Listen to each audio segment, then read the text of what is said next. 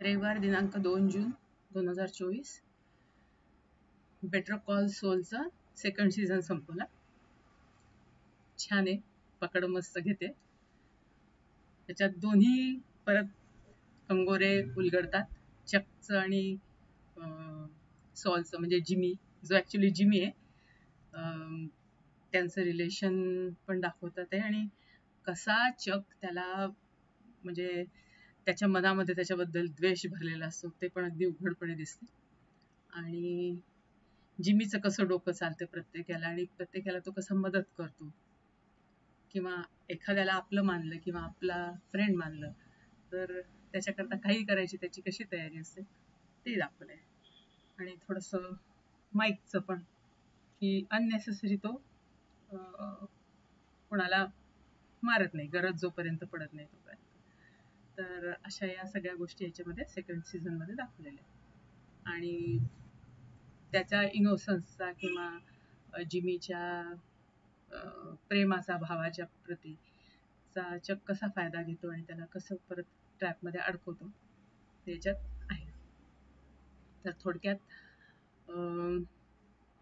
Jimmy ज्या कंपनीत असतो, डेव्हिज अँड माईकमध्ये, तर तिथे त्यांना एक क्लायंट मिळतो आणि तो क्लायंट पेज म्हणून असतं. तर ते ॲक्च्युली किमीच्या थ्रू मिळतं. जिमीची जी फ्रेंड असते तिथली किमी. तर पण मीन व्हाईल जेव्हा ह्या दोघांची फ्रेंडशिप याला माहीत होते, चकला, किमी आणि किमीच्या, तर तो जरा किमीवर थोडंसं खार खाऊनच असतो. पण परत त्याला एक चान्स मिळतो तिच्याबद्दल हे करायचा, की इथं इथे चुकलंय तिथे चुकलंय असं दाखवाय करता म्हणून. आणि तिला ती जी केस चालू असते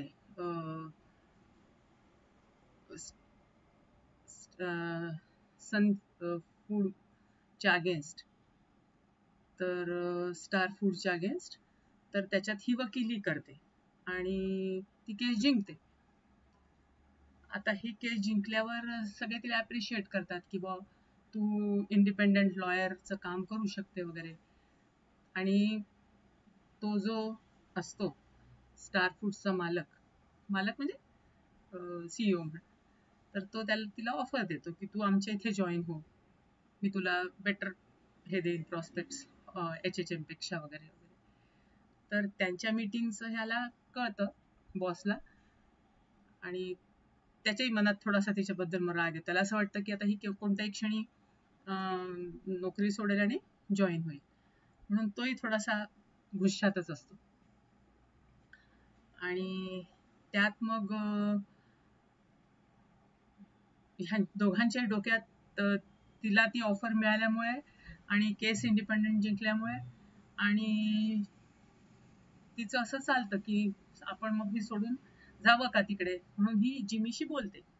आता जिमीच्या डोक्यात हे येतं की ही जर सोडून जाणार आहे HHM, तर मी डेव्हिस अँड मॅनमध्ये राहून काय करू. तो याच्याकरता असतो की बा सगळ्यांना त्या केसवर एकत्र काम करायला ते दोघं एकत्र असतात सतत म्हणून. मग आता तो म्हणतो आपण काय कारण शोधायचं डेव्हिस अँड मेन सोडायची. तर तो मुद्दामून असे हरकती करतो की त्याला मुद्दामून काढतो, कारण आधी तो स्वतः इस्तिफा द्यायला तयार असतो. तर मग त्याचा तिथला तो एम्प्लॉई एक सांगतो की तुम्ही जर स्वतः सोडलं तर तुम्हाला बोनस जे मिळालेलं आहे ऑलरेडी ॲडव्हान्समध्ये ते तुम्हाला परत करावं लागेल. त्याच्यामुळे मग तो म्हणतो अरे अरे मी गंमत केली, मी नाही सोडणार आहे असं. मग त्याला हे कळतं की जर कंपनीनेच छोट्या मोठ्या कारणांकरता काढून टाकलं तर मग बोनस ते परत करायची गरज नाही.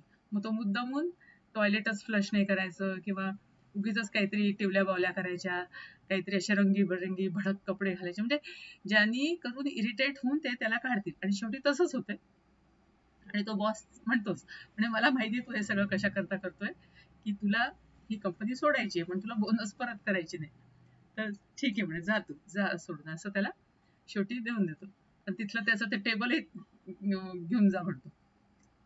मग आता इकडे ही पण म्हणजे इस्तिफा देते आपल्या कंपनीचा.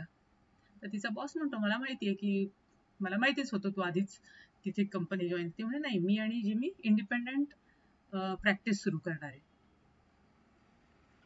तर आता जसंच ती इंडिपेंडेंट प्रॅक्टिस सुरू करणारे म्हणते, तर पेज आणि हे लोक त्यांच्याकडे येतात. कारण किमीमुळेच ते लोक आले असतात. तर मग आता HHM च्या हातून मग पेजची केस जाणार म्हटल्यावर ते लोक खूप असं म्हणजे बोलतात किमी बद्दल आणि जिमी बद्दल, की त्यांना असं वाटतं आम्ही कसे एक्सपिरियन्स आहोत हे दाखवतात चक आणि HHM वाला. तर ते पेजवाले परत त्यांच्याकडे जातात. तर याचा मग जिमीला खूप राग येतो.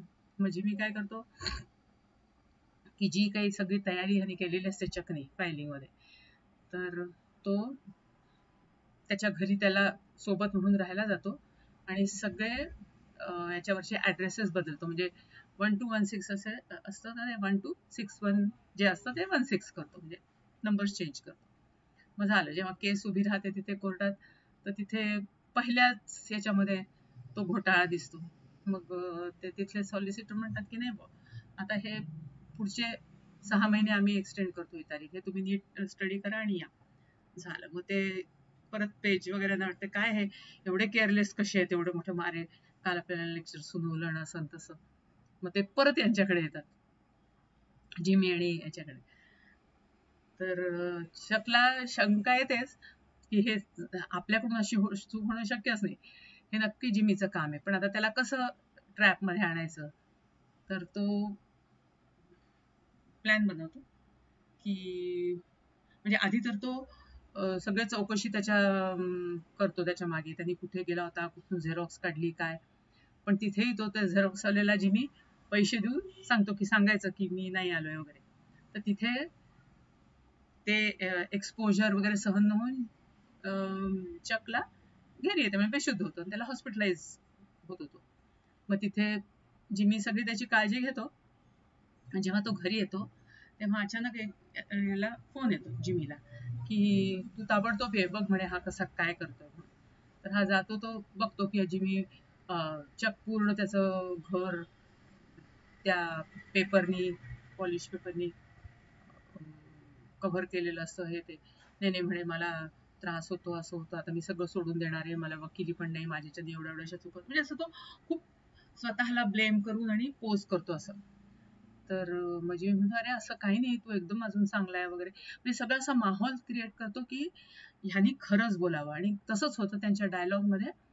जिमी खरं बोलून जातो की तो म्हणतो त्यात तुझी काही चूक नाहीये, ती सगळी चूक माझी आहे, मीच केलं तसं आणि मीच सगळे बदलले पेपर, आणि सॉरी मी असं करायला नको होतं, पण तू असं केलं म्हणून मी केलं. म्हणजे असं तो आपली चूक कबुली देतो आणि म्हणतो याच्या पुढे असं होणार नाही, आणि करून निघून जातो. आणि मग दाखवलंय की ह्याने ते सगळं टेप केलेलं असतं, लपवून ठेवलेलं असतं टेप रेकॉर्ड. आणि तिथेच हा एपिसोड म्हणजे हा सीझन संपतो. आता बघायचंय पुढच्या 3ऱ्या सीझन मध्ये काय होतं काय. तर इंटरेस्ट येतोय, छान आहे.